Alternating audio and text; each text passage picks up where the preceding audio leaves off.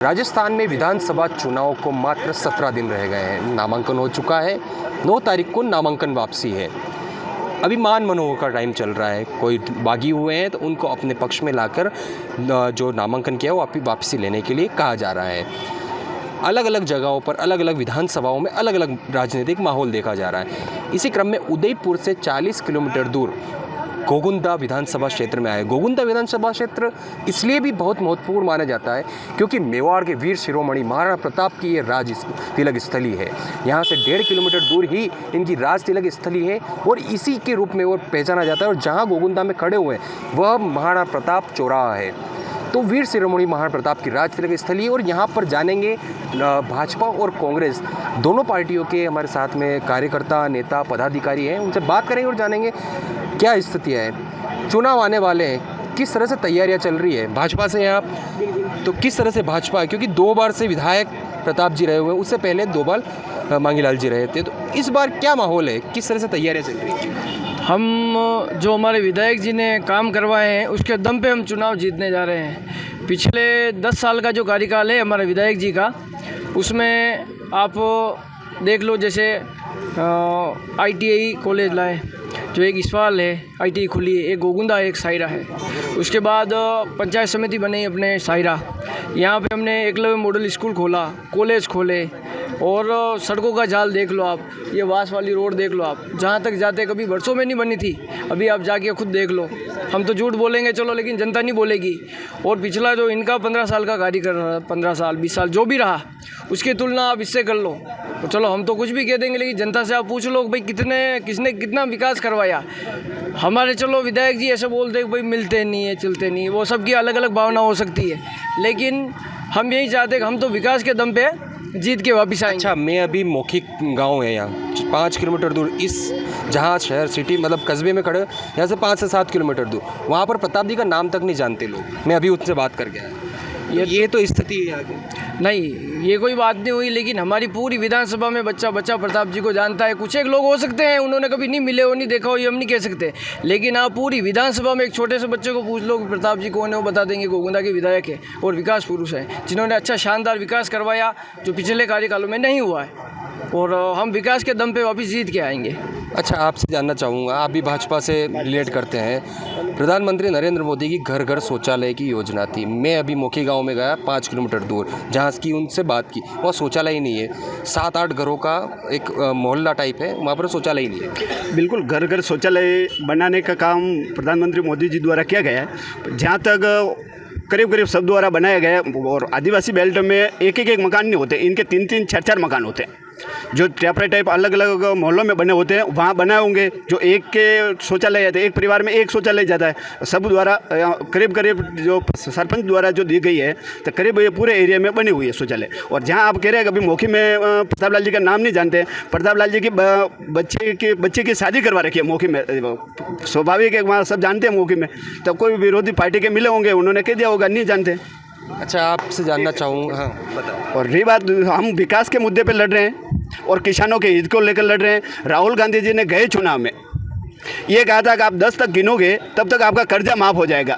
आज दिन तक 10 गिनते रहे किसान, बेचारों किसानों की ज़मीनें नीलाम होने लगी है। ये गोगुंदा में यूनियन बैंक से कुर्की हो रही है, रोडा एक्ट की कार्रवाई होने लगी है, तो आज दिन तक कर्जा माफ़ नहीं हुआ है। तो लोग बाग इंतजार कर रहे हैं और विकास के मुद्दे को, प्रॉपर गोगुंदा के मुद्दे को लेकर, विकास को मुद्दे को लेकर प्रताप जी को जीत रहे हैं और भारी मतों से जीतेंगे इस बार। अच्छा, गोगुंदा के मुख्य मुद्दे क्या देखते हो यूथ के रूप में आप? गोगुंदा के मुख्य मुद्दे है शिक्षा में यहाँ कॉलेज खुल गया 2018-19 में। कॉलेज 2017 में खुला, कॉलेज 2019 से चालू हुआ। उसके बाद 300 सीटें, यहाँ आवेदन आए 750, एक भी सीट नहीं बढ़ी अभी तक। हमारा लक्ष्य अगला, यहाँ कम से कम 700 सीटें करवानी है। यहाँ हमको MA BA हो MA करवानी है। और उसके बाद शिक्षा के क्षेत्र में आज कई 12वीं तक स्कूल वसुंधरा सरकार ने खोले हैं। आज गांव में आप मौकी गए, नाल में स्कूल है, नाल में 3 टीचर है वहाँ। टीचरों की सरकार, गहलोत सरकार कह रही है हमने शिक्षा को बढ़ावा दिया। शिक्षक कहाँ है? शिक्षकों की भर्ती नहीं की है, कुछ नहीं है, पढ़ाने वाला नहीं है। 1-2 के आधार पर चल रहा है। इंग्लिश मीडियम स्कूल खोले, English medium teacher English medium के लाएगा, पढ़ाने वाला हिंदी मीडियम क्या पढ़ाएगा इंग्लिश मीडियम। आप देख लो यह गोगुंदा राज्य के स्कूल, हिंदी मीडियम का टीचर इंग्लिश मीडियम पढ़ाएगा, क्या पढ़ाएगा, हिंदी का टीचर इंग्लिश मीडियम कैसे पढ़ाएगा।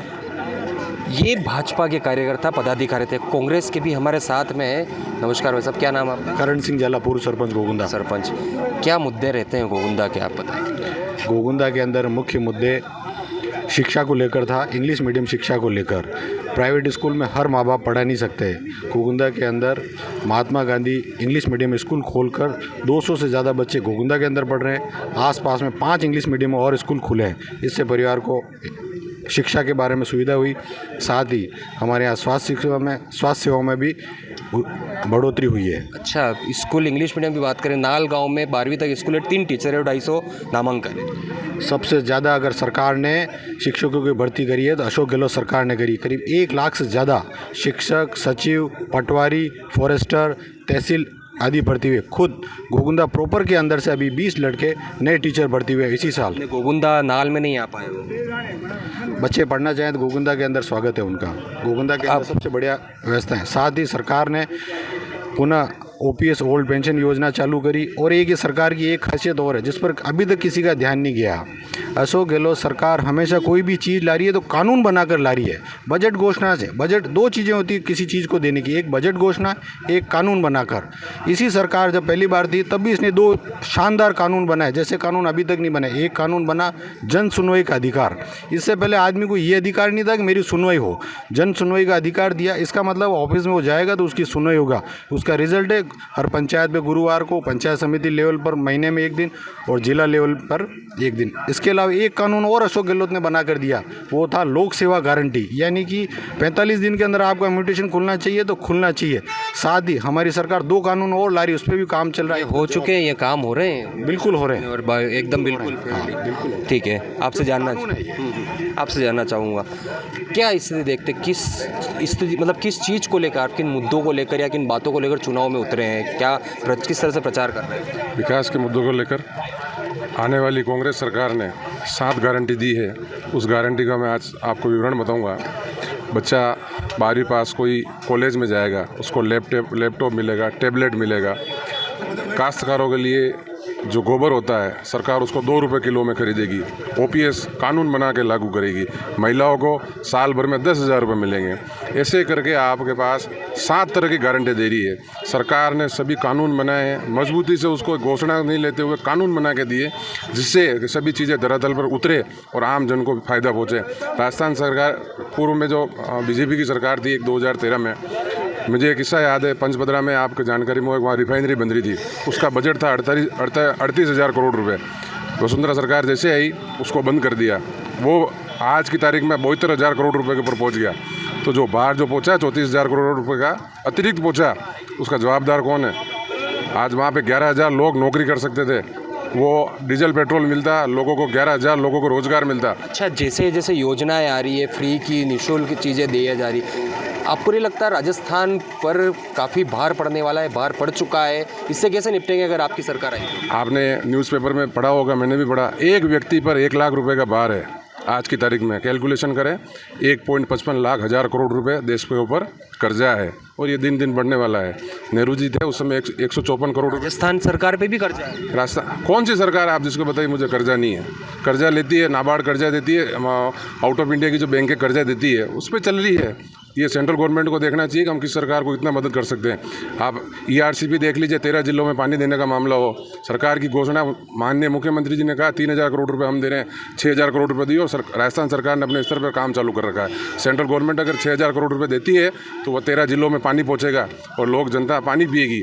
ये आपने पढ़ा भी होगा, माननीय जलदाय मंत्री जो गजेंद्र सिंह जी कई इंटरव्यू में बोल रहे थे राजेंद्र राठौड़ जी को कि इनको BJP की सरकार बनाइए और हम आपको पैसा देंगे। ये तो इनकी कार्रवाई है कि इनके मन में भाव किस प्रकार का, तो आपके सामने दर्शा दिया उन्होंने। अच्छा, आप यूथ हैं, आप जॉब करते हैं, व्यापारी हैं क्या?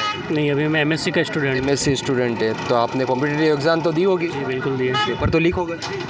पेपर तो लीक हर सरकार में हो रहे हैं, कौन सी सरकार में नहीं हो रहे हैं। इसमें बता रहे हैं कि 17 पेपर लीक है, ज़्यादा, सबसे ज़्यादा रिकॉर्ड है। वसुंधरा राजे के टाइम भी 13 पेपर लीक हुए थे अशोक गहलोत सरकार पर। हमने पेपर लीक पे सबसे कठिन कानून बनाया है, संपत्ति जब्त होने का, फांसी की सज़ा, उम्र कैद। नहीं, पर ये भी तो है, युवा तो भाजपा कांग्रेस नहीं समझता है एक यूथ, उसको नौकरी चाहिए, 13 पेपर हो या 17 पेपर हो, लीक तो लीक होता है ना। तो सबसे ज़्यादा नौकरी देने का काम भी कांग्रेस सरकार ने किया है। वर्तमान में 33,000 पदों पर रीट बढ़ती हुई है, 10,000 पदों पर सेकंड ग्रेड, 5,000 पदों पर फर्स्ट ग्रेड, 5,000 पदों पर कांस्टेबल भर्ती, 5500 वीडियो, 3,000 पटवारी।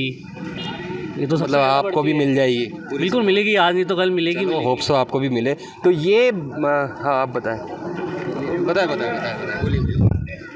सर सवाल ये है कि गोगुंदा में किन मुद्दों पर आप चुनाव में उतरे हैं, कांग्रेस की तरफ से आप किन मुद्दों पर, क्योंकि 2 बार से आपके यहाँ पर स्थानीय सरकार नहीं है। सर 10 साल से लगातार प्रताप जी यहाँ पे एमएलए हैं, वो बीजेपी के।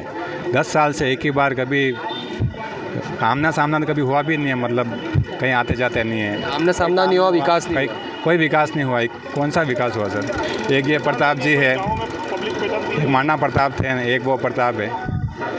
और वो देखो सर, वो का आज का हालत देखो आप यूट्यूब पे। तो मांगीलाल जी के टाइम पे क्या हुआ? मांगीलाल जी को 1 मिनट फ़ोन लगा तो काम होता है। वो सर अभी लोगों का काम, फोन का काम नहीं, लोगों का काम क्या हुआ? वो तो सर अभी भी वो वर्तमान में भी काम कर रहे हैं, दिन हो रात हो कभी भी आप फ़ोन करिए, काम कर देते हैं उन। क्या विकास का क्या काम हुआ? मांगीलाल जी की 2 बार टेन्योर रहा उनका। जब प्रताप जी के टाइम आप बोल रहे नहीं हुआ, मांगीलाल जी के टाइम पे क्या हुआ? सर हुआ सर पहले, वो तो पहले प्रताप जी को बोल रहे हो, मांगीलाल जी का पता नहीं। उस टाइम में सर हम भी थोड़ा साफ छवि का नेता चाहिए सर, जो हमारे साथ खड़ा हो तो हम गर्व से कह सके कि ये हमारा नेता है। महिलाओं का सम्मान नहीं हो ऐसा नेता हमको नहीं चाहिए, हमें साफ छवि का नेता चाहिए हमारे विधान। महाराणा प्रताप की धरती महिलाओं का, महाराणा प्रताप की धरती पे हमें साफ छवि का नेता चाहिए, जो हमारे पास में खड़ा हो तो हम गर्व से कह सके कि ये हमारा नेता है। कांग्रेस और भाजपा गोगुंदा विधानसभा सीट महाराणा प्रताप की राजतिलक स्थली, दोनों ने अपने अपने पक्ष से रखा। प्रताप भील यहाँ पर विधायक है, मांगीलाल जी गरासिया जो सामने हैं इनके प्रत्याशी के रूप में कांग्रेस से, और 2 बार वो भी विधायक रह चुके हैं। 2 बार दोनों की विधायक यहाँ पर है। दोनों अपने आप में आरोप प्रत्यारोप लगा रहे हैं कि किसी के समय विकास हुआ और किसी के समय नहीं हुआ। ABP न्यूज़ से विपिन सोलंकी, उदयपुर।